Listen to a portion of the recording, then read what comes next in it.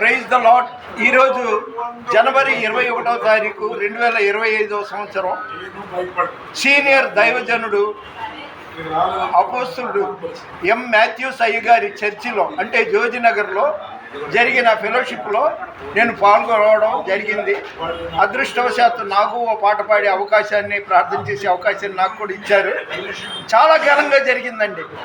ఎందుకంటే ఆ దైవజనుడు దాదాపు 45 సంవత్సరాలు సుమారుగా పరిచర్యలో కొనసాగుతున్నారని నేను అనుకుంటున్నాను. నేను ఎరిగి 35 సంవత్సరాలు.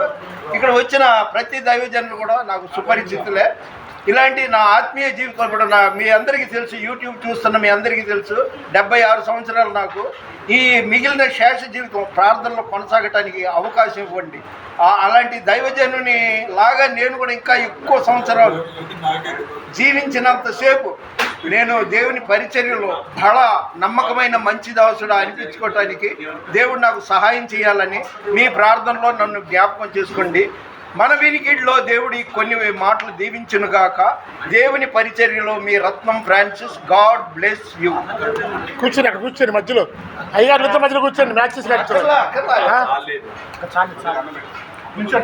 ఫోటో ఎడుకుறீங்களா? சரி சரி சரி சரி. இவர் கூட இருக்கிறாரா?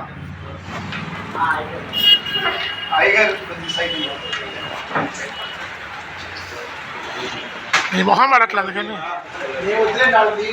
పర్లేదు. యూత్ నువ్వు ఉండాలి.